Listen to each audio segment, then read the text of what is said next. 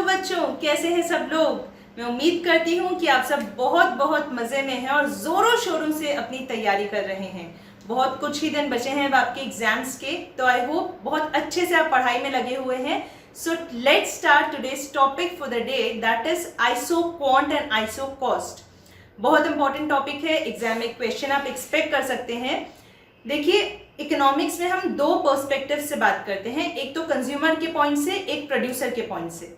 तो आप सभी को पता होगा इंडिफरेंस कर्व के नाम से आपका एक टॉपिक है।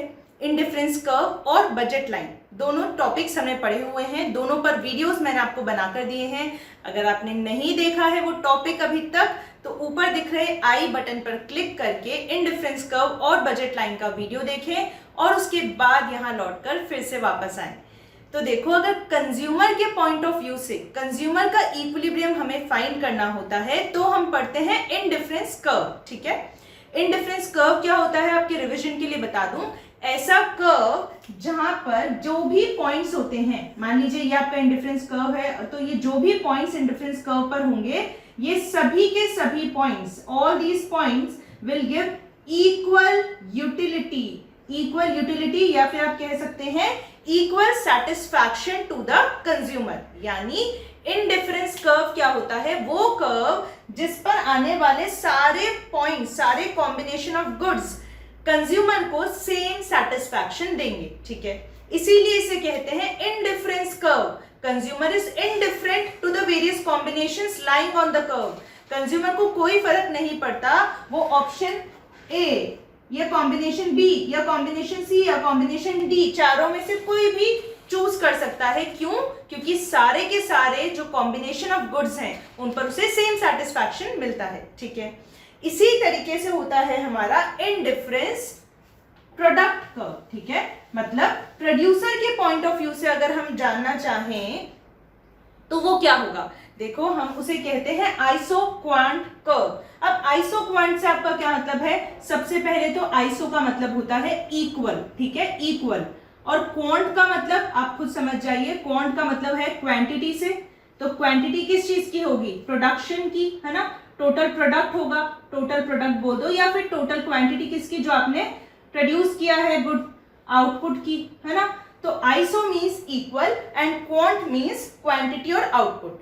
तो आइसो क्वांट कर्व क्या होगा, एक ऐसा कर्व जिस पर जो भी कॉम्बिनेशंस होंगे, किसके कॉम्बिनेशन होंगे, अलग अलग फैक्टर्स के। देखो आइसो क्वांट कर्व क्या होगा, ये हो गया आपका एक्स एक्सिस और ये हो गया वाई एक्सिस। ठीक है, यहां पर आप ले लो, मान लो लेबर के यूनिट्स और यहां पर आप ले लीजिए कैपिटल के यूनिट्स। ठीक है, तो दो फैक्टर्स ऑफ प्रोडक्शन को यूज करके आप क्या करेंगे, अलग अलग कॉम्बिनेशन ऑफ आउटपुट्स मिलेंगे आपको, है ना।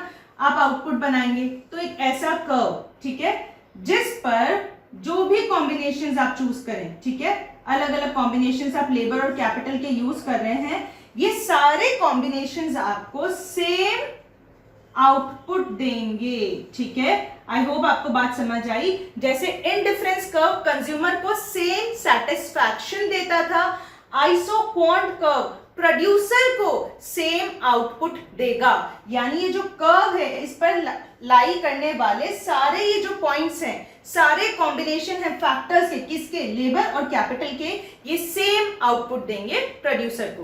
समझ में आई बात। तो देखिए डेफिनेशन क्या कहती है, आइसो क्वांट यानी equal quantity curve shows all those combinations, किसके कॉम्बिनेशंस, फैक्टर्स ऑफ प्रोडक्शन के, all those combinations of different factors of production, that is labor and capital, which give the same output. same output मिलेगा किसको, to the producer। ठीक है, यानी ये कह रहा है कि इस कर्व पर पाए जाने वाले हर एक combination of factors of production, यहां पर मान लो 2 लेबर और 4 कैपिटल यूज हुआ, फिर यहाँ पर 5 लेबर और 1 कैपिटल, है ना। ऐसे जो भी कॉम्बिनेशंस यहाँ यूज हुए हैं, सारे के सारे प्रोड्यूसर को सेम आउटपुट देंगे। समझ आया। इसीलिए हम आइसो क्वांट कर्व को कहते हैं इक्वल प्रोडक्ट कर्व। ठीक है, आइसो का मतलब इक्वल हो गया और क्वांट का मतलब हो गया प्रोडक्शन, तो इक्वल प्रोडक्ट कर्व या फिर आइसो प्रोडक्ट कर्व। ठीक है, और एक और नाम है प्रोडक्ट इंडिफरेंस कर्व। ठीक है, तो आई होप अब आपको समझ आया कि इंडिफरेंस कर्व और प्रोडक्ट इंडिफरेंस कर्व में क्या डिफरेंस है। क्या डिफरेंस है? इंडिफरेंस कर्व हम पढ़ते हैं कंज्यूमर के एस्पेक्ट से और आइसोक्वांट हम पढ़ते हैं प्रोड्यूसर के एस्पेक्ट से। इंडिफरेंस कर्व आपको सारे कॉम्बिनेशंस दिखाता है, दो गुड्स को यूज करने पर सेम सेटिस्फैक्शन मिलेगा, और आइसोक्वांट कर्व आपको वो सारे कॉम्बिनेशंस दिखाता है फैक्टर्स ऑफ प्रोडक्शन के, जिनको एम्प्लॉय करने से, जिनसे काम करवाने से हमें सेम प्रोडक्शन, सेम आउटपुट मिलेगा। वो कंज्यूमर के पर्सपेक्टिव से है और ये प्रोड्यूसर के पर्सपेक्टिव से। समझ आ गया? देखिए, सबसे अच्छा टेक्निक है, ऐसे कंपेयर करके आप याद रखें और पढ़ें। सो आइसोक्वांट कर्व समझ आ गया। अब एक छोटा सा कंसेप्ट और, आपने 5 प्रॉपर्टीज पढ़ी थी इंडिफरेंस कर्व की, जी हाँ, वही सेम के सेम प्रॉपर्टीज यहां पर आइसोक्वांट कर्व पर भी अप्लाई करती है। केवल एक छोटा सा डिफरेंस है। वो छोटा सा डिफरेंस क्या है मैं आपको बताती हूं।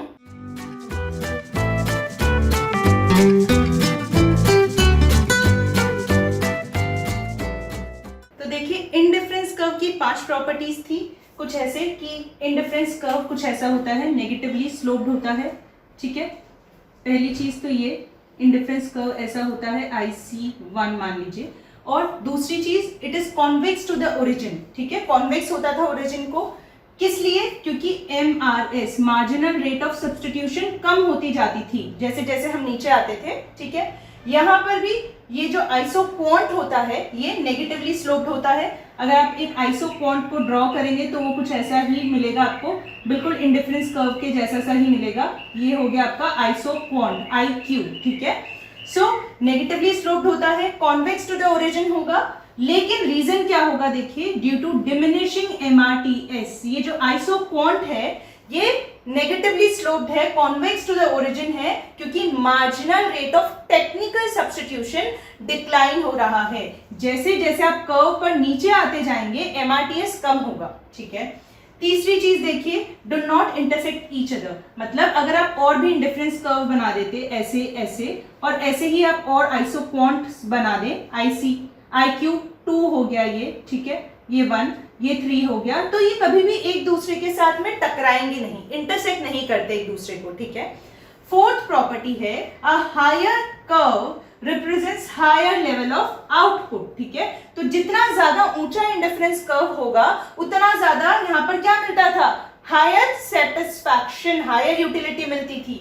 ऐसे ही आइसोक्वांट में क्या मिलेगा? जितना ऊंचा आइसोक्वांट होगा उतना ही हायर लेवल ऑफ आउटपुट मिलेगा। ठीक है, यहां पर इतना ही डिफरेंस है, चारों प्रॉपर्टी सेम है। यहां पर मार्जिनल रेट ऑफ सब्स्टिट्यूशन होता था और आइसोक्वांट में MRTS होगा।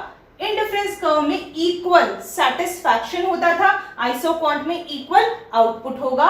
और तीसरी बात, यहां पर जैसे जैसे इंडिफरेंस कर्व ऊपर जाता था वो क्या होता था? हायर सेटिस्फैक्शन देता था। और आइसोक्वांट जैसे जैसे आप ऊपर जाएंगे, यहां से यहां और ऊपर, तो आइसोक्वांट जितना हायर होगा आपको हायर लेवल ऑफ आउटपुट देगा। ठीक है, अब देखिए यहां मैंने 2 एस्ट्रिक्स मार्क किए हुए हैं, 2 हैश हैं। ये क्या बोलता है? ये कहता है the level of satisfaction can not be measured in an indifference curve. Indifference curve analysis में हमने पढ़ा था ना कि हम यूटिलिटी को मेजर नहीं कर सकते, केवल रैंक दे सकते हैं, है ना। ऑर्डिनल अप्रोच था ना, it can only be given a preference. Utility को हम एग्जैक्टली 100 यूटिल है, 150 यूटिल, 200 यूटिल हम मेजर नहीं कर सकते, हम केवल एक रैंक दे सकते थे। ठीक है, तो यहां पर जो सेटिस्फैक्शन मिल रहा था उसको हम मेजर नहीं कर सकते थे, लेकिन आइसोक्वांट में जो आउटपुट हमारा बनकर आ रहा है, जो प्रोडक्शन हमारा हो रहा है, प्रोड्यूसर को जो प्रोडक्शन मिल रहा है, जो आउटपुट मिल रहा है, क्या हम उसको क्वांटिफाई कर सकते हैं, उसको मेजर कर सकते हैं? जी हाँ, यही एक डिफरेंस है दोनों के बीच। देखो, the level of satisfaction can not be measured in an indifference curve, whereas the level of production can be easily measured by an isoquant or a isoproduct curve. समझ आ गया? तो इस तरीके से हमने इंडिफरेंस कर्व और आइसोप्रोडक्ट कर्व के बारे में जान लिया, दोनों की प्रॉपर्टीज को समझ लिया, कंपेयर कर लिया। अब एक छोटा सा लास्ट कंसेप्ट आपका बचता है, वो है आइसो कॉस्ट का, जिसे आप बजट लाइन भी कहते हैं।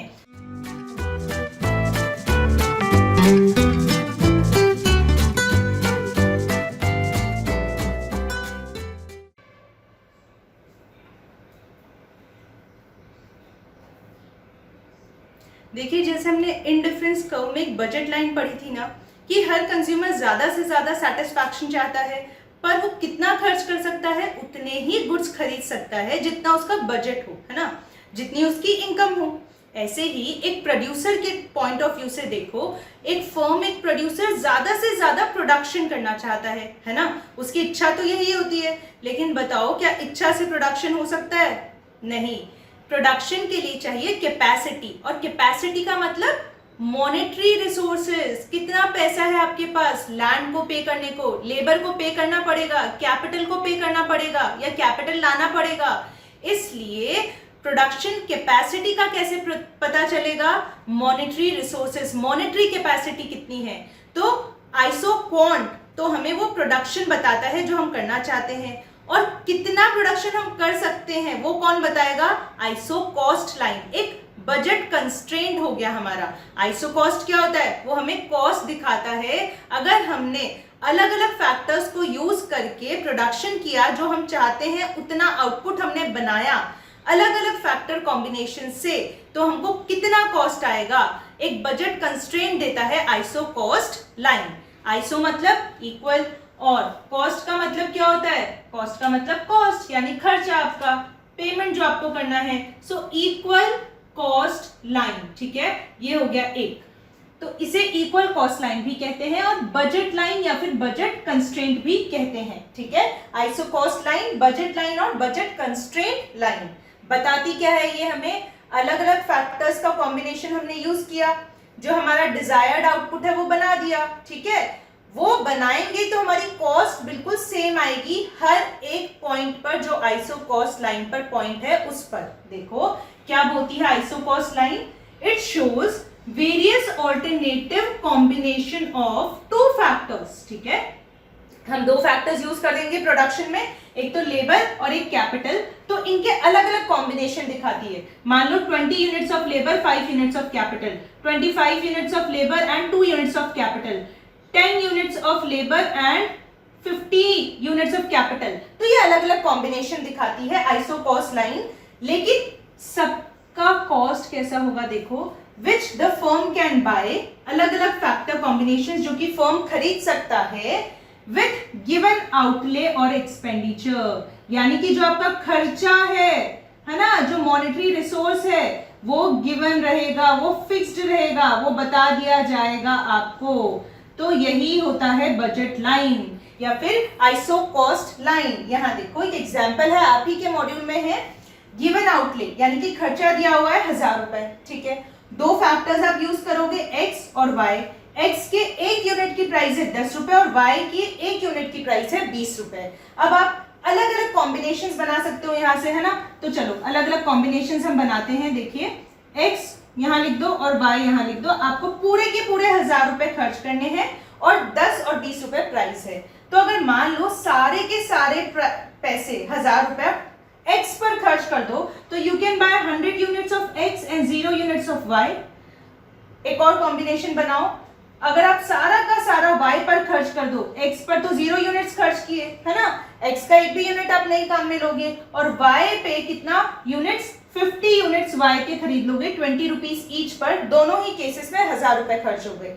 ऐसे ही आप अलग अलग कॉम्बिनेशंस बना सकते हो। देखो एक कॉम्बिनेशन ये भी बन सकता है कि आपने 80 यूनिट्स तो किसके यूज किए, x के, तो कितना हो गया 80 इंटू 10, 800 रुपीज।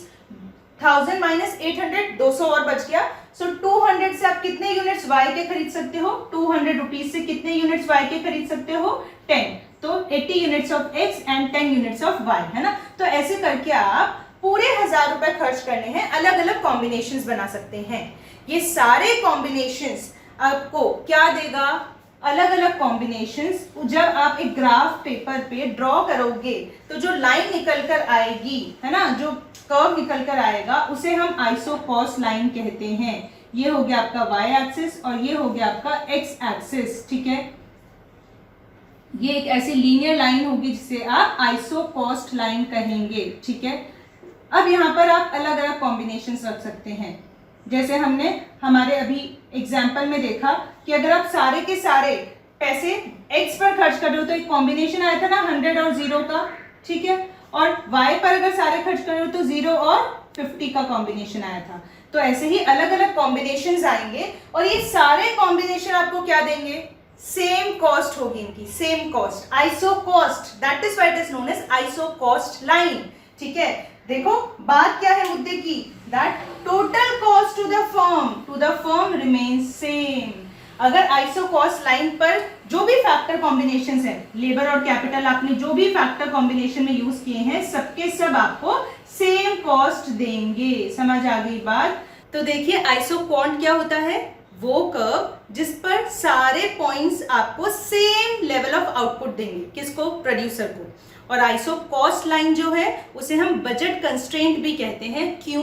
क्योंकि वो आपको गिवन आउटले देता है कि इतने ही खर्चे के अंदर अंदर आपको प्रोडक्शन करना है। ठीक है, वो क्या होती है, एक ऐसी लाइन जिस पर पाए जाने वाले सारे पॉइंट्स आपके लिए सेम कॉस्ट के होते हैं, यानी सारे पॉइंट्स पर कॉस्ट आपकी जो है, फर्म के लिए जो कॉस्ट है वो सेम रहेगी।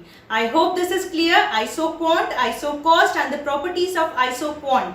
So guys that was all for today. I hope आपको सारे ये तीनों कंसेप्ट समझ में आए, बहुत इंपॉर्टेंट है एग्जाम पर्सपेक्टिव से।